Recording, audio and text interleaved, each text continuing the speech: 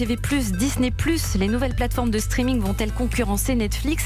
On en parle dans l'infomédia du jour, Philippe Vantel, avec vos invités, Fabienne Schmitt, chef du service high-tech et médias des Échos, et François Sorel, rédacteur en chef et cofondateur de 01.net. Alors, à peine Apple a-t-il fait son annonce, c'était mardi que Disney a répliqué avec l'offre Disney+. Vous avez remarqué, tout le monde s'appelle Plus maintenant. Apple TV+, Disney... non mais comme Canal+, en son temps, ça fait plaisir. Bref, Disney+, va démarrer aux États-Unis le 12 novembre. En France, ce sera au premier semestre 2020, c'est dans pas très longtemps, c'est entre janvier et juin prochain. Ça va être 6,99 $. Le prix, c'est entre Apple et Netflix. Mais ce qu'il y a de dingue, François Sorel, c'est le catalogue Disney. Qu'est-ce qu'on va pouvoir voir ?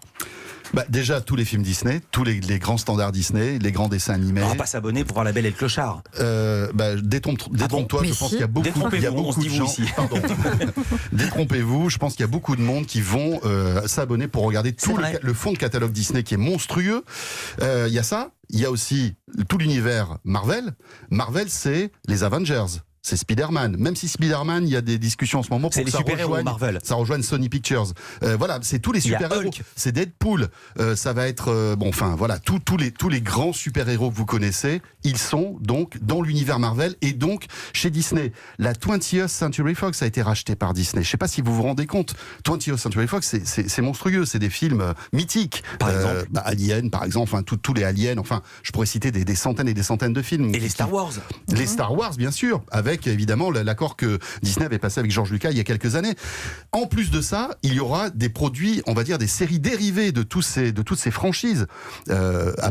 Disney est en train de produire une série Star Wars.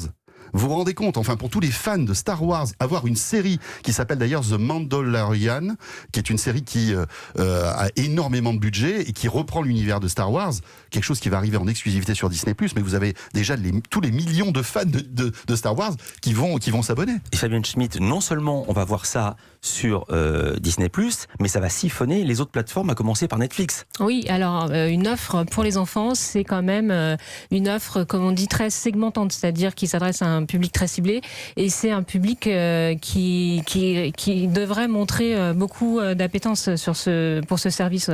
Je regardais une étude du Centre national du cinéma qui dit que, par exemple, en France, en replay, les séries, les programmes jeunesse, en fait, sont plus regardés encore que les séries ou la fiction.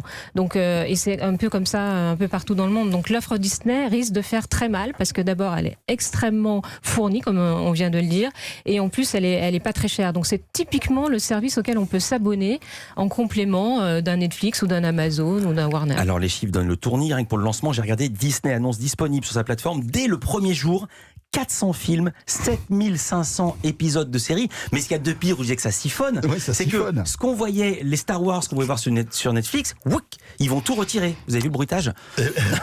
Mais toutes les séries Marvel que Netflix avait produites. Il y avait Jessica, comment s'appelait cette série? Il y avait Jessica, je sais plus quoi. Netflix a produit des séries Marvel qui vont se faire... Mais qu'ils ont déjà enlevées. En fait, qu'ils ont déjà enlevé parce que Disney a dit bon maintenant ça suffit, on siffle la fin de la récré, vous allez m'enlever toutes les séries qui ont la franchise Disney et c'est horrible pour Netflix. J'imagine qu'ils ont été dédommagés, mais en fait c'est un double coup de couteau dans le dos pour Netflix. Non seulement ils vont se retrouver avec une offre qui est monstrueuse, mais en plus ils se retrouvent avec du contenu en moins. C'est ce que vous disiez. Et c'est très risqué pour Disney aussi, puisque Disney il vendait ses produits à toute une série de diffuseurs, de chaînes de télévision. Il avait des revenus récurrents. Tous les ans, il savait combien il touchait d'argent en vendant tous ses produits. Demain, il va mettre tous ses produits sur sa plateforme. Il va croiser les doigts pour avoir les abonnés qu'il faut pour compenser tous les revenus qu'il aura plus des droits qu'il vendait sur ses dessins animés.